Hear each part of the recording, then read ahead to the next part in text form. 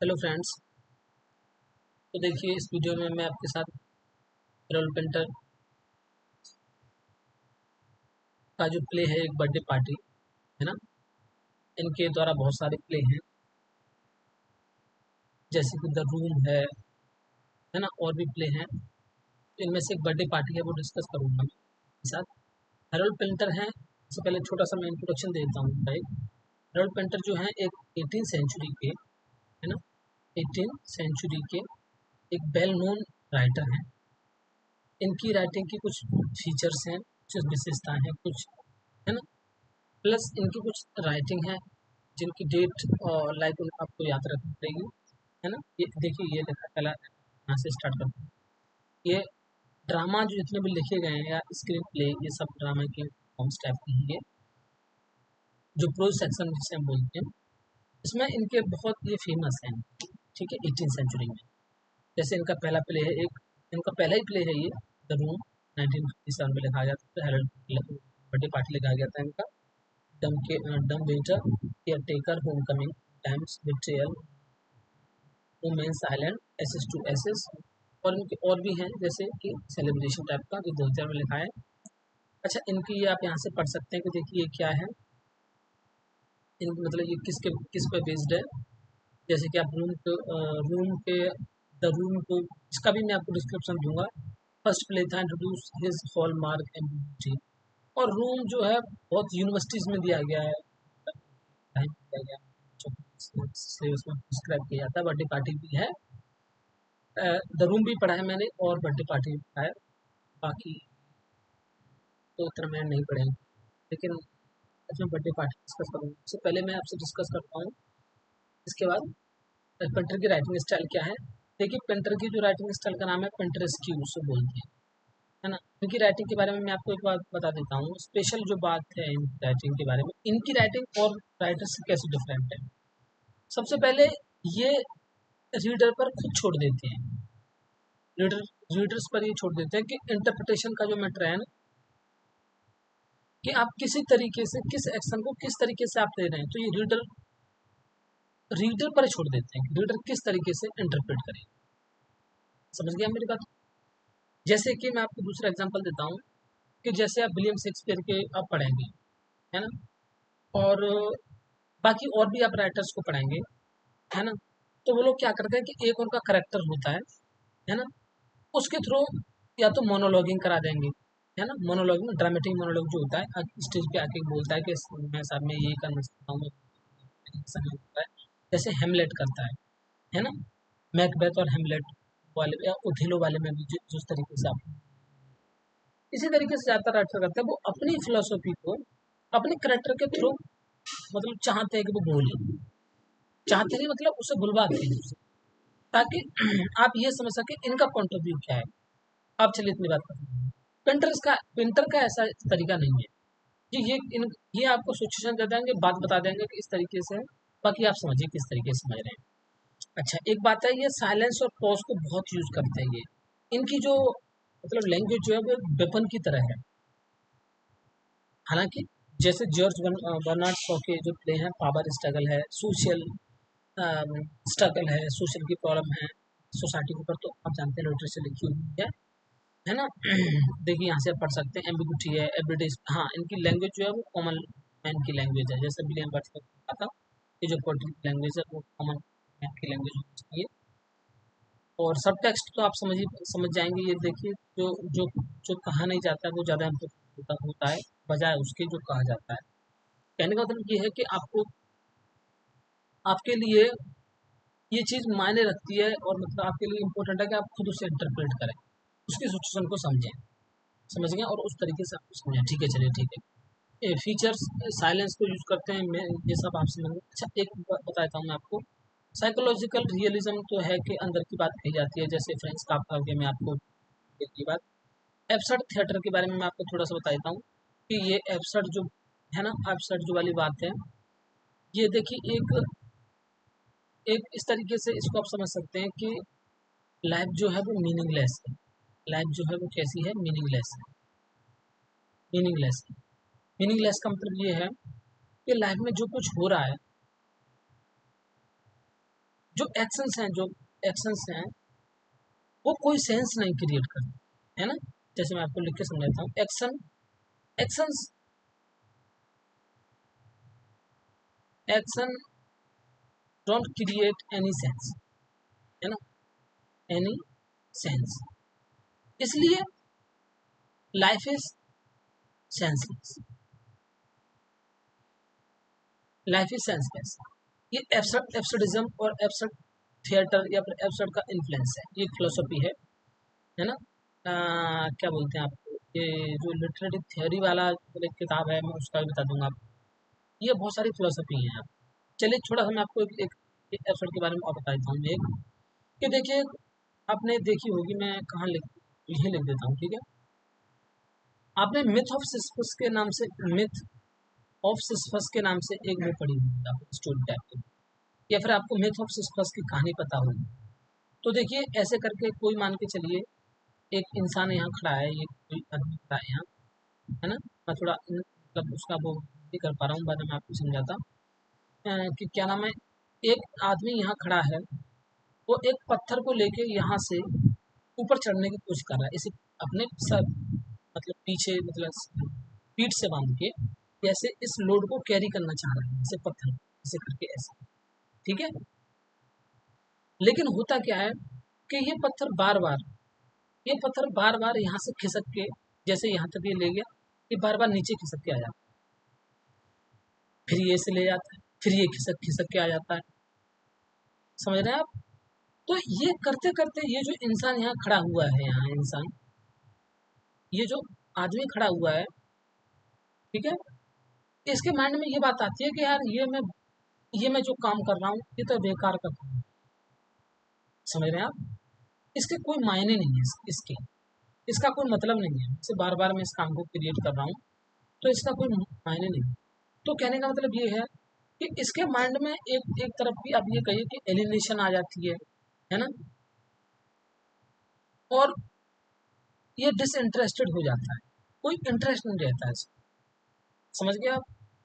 तो myth of sisters का मतलब ये है कि ये जिंदगी जो है मिथ है भाई, हम बार बार किसी काम को कर रहे हैं, और ये सब कुछ लाइफ स्ट्रगल पेन, है ना, हैप्पीनेस, ये सब चीज आम बात है, दुख सुख की जिंदगी आम बात है। ये ये मतलब इस टाइप के इन्होंने मतलब इस तरीके से यूज करके थोड़ा सा दिखाया है, ये और ये उस कैटेगरी के मतलब राइटर हैं। आप समझ गए शायद, अगर आपको नहीं आया तो या मैं आपको ये बात समझाने की कोशिश करूँगा। उम्मीद करता हूँ कि ये वाली बात आपको समझ आई होगी। चलिए ठीक है, यहाँ से हम आगे बात करते हैं। ब्रीफली में मैं आपको बर्थडे पार्टी डिस्कस करता हूँ आपके साथ कि चलिए ठीक है। बर्थडे पार्टी जो है वो 3 एक्ट हैं, इसमें टोटल 3 एक्ट्स हैं फिल्म में, है ना। द रूम जो है उसमें सिर्फ 1 एक्ट प्ले है। चलिए मैं उसको फिर डिस्कस करूंगा। मैं आपको बताऊँ 3 एक्ट प्ले है। इसके जो करेक्टर है, इसमें 4-5 करेक्टर हैं। एक कहाँ गई मेरी पेन, ये वाली, हाँ यहाँ। देखिए सबसे पहला एक स्टैनली है ना, मैग है, पीटर है, गोल्डबर्ग है, मैकेनियस में, और लुलू है। लुलू का तो इतना ज़्यादा रोल है नहीं। स्टैनली, मैग और पीटर, इनका ये रोल है। तो एक से मैं यहाँ से समझा रहा हूँ आपको। एक कपल है, ठीक है, एक कपल है इस स्टोरी में, जो कि जिसमें कि मैग जो है वो वाइफ है। मैग क्या है, वाइफ है, और पीटर उसका हस्बैंड है। समझ गए आप। मैग जो है वो वाइफ है, पीटर जो है उसका हस्बैंड है, और ये इनके पास लाइक इनका एक होटल टाइप का है ना, जैसे होते हैं नॉर्मली। उसमें ही स्टैनली जो है वो रहता है, उसमें ही स्टैनली रहता है इन्हीं के साथ। तो फैमिली कहें हम इससे, तो 3 लोगों की फैमिली हो गई। एक ये लेडीज है और 2 ये मेल है ना, जेंट्स हैं। चलिए ठीक है। अब यहाँ ये कहानी होती है। अब ये देखिए, ये कौन क्या है ये क्लियरली नहीं कहा गया। मैं बता रहा हूँ, मैं पहले कह चुका हूँ आपसे कि हेरल्ड पेंटर जो है वो आपको पूरा डिस्क्रिप्शन नहीं देते कि ये सब ये है, ये ऐसा नहीं है। वो आपको अगली बात क्या होगी आपको आप समझ भी नहीं सकते, मतलब हम लोग समझ नहीं सकते। जो बातें कहेंगे हम उसके अकॉर्डिंग अंदाज लगाते हैं, उसे इंटरप्रेट करने की कोशिश करते हैं। वैसे भी आप जानते हैं कि इस तरीके से इनका है, लिटरेचर तो इंटरप्रिटेशन वाली चीज होती है, ठीक है।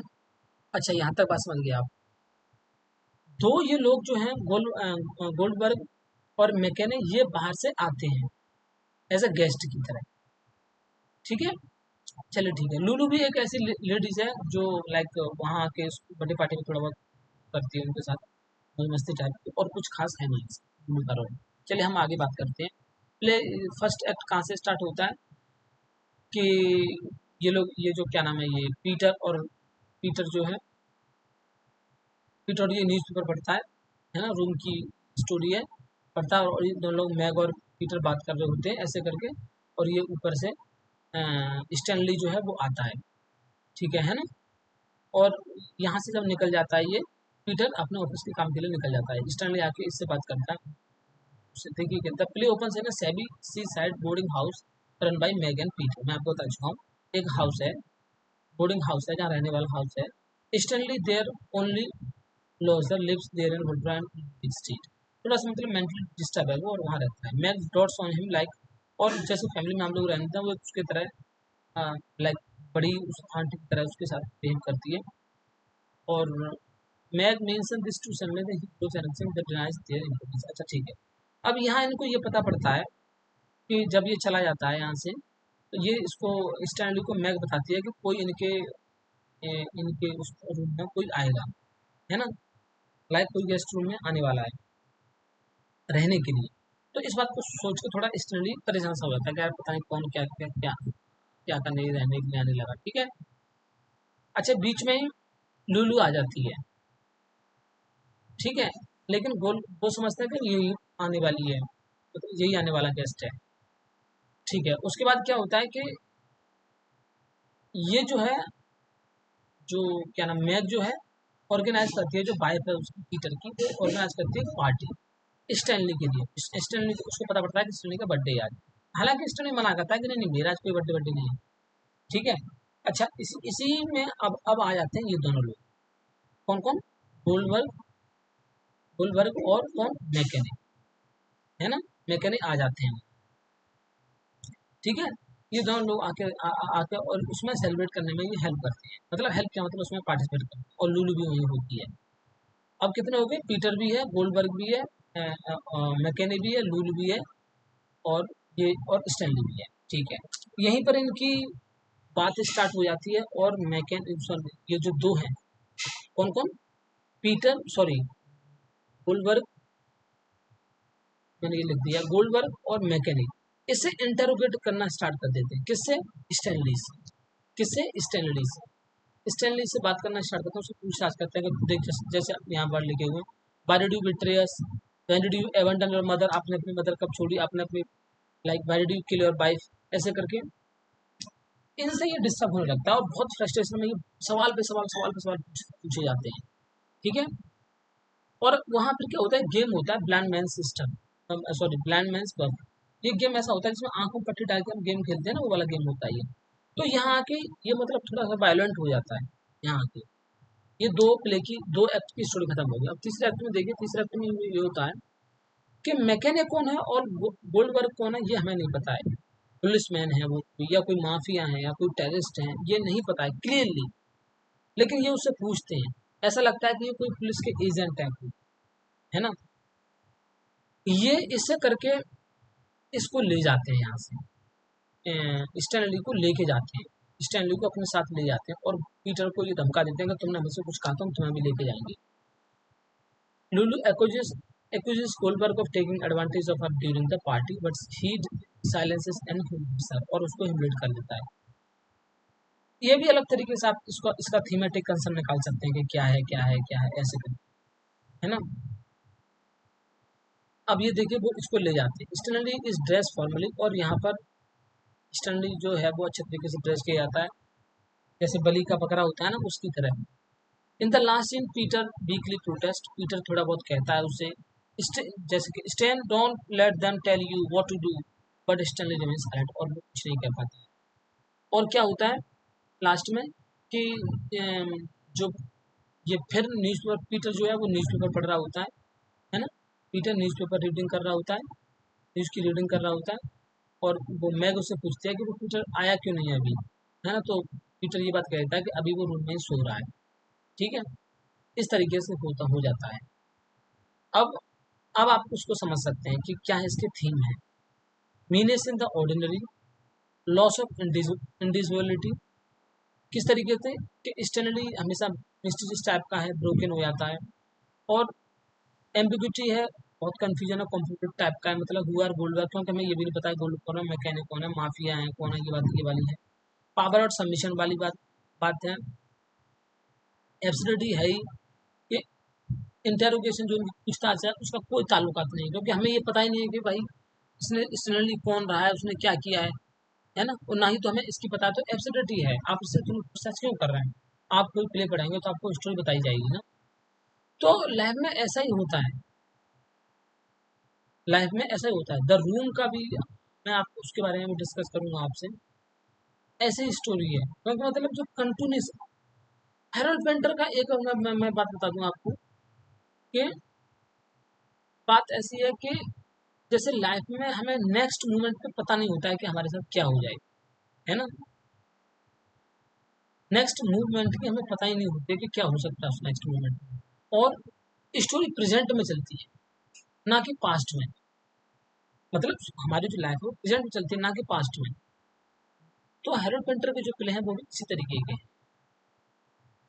तो हम ये कह सकते हैं, ये थीमेटिक कंसेप्ट बताऊं, एब्सोल्यूट में आपको समझा चुका हूँ। In short, the birthday party is about the destruction of an individual Stanley by mysterious action powers Goldberg and mechanic, wrapped in a atmosphere of penis, comedy and ambiguity। तो ये इस इनके बारे में छोटा सा मैंने आइडिया दिया। उम्मीद करता हूँ ये आइडिया आपको समझ में आया हो। Okay, thank you guys.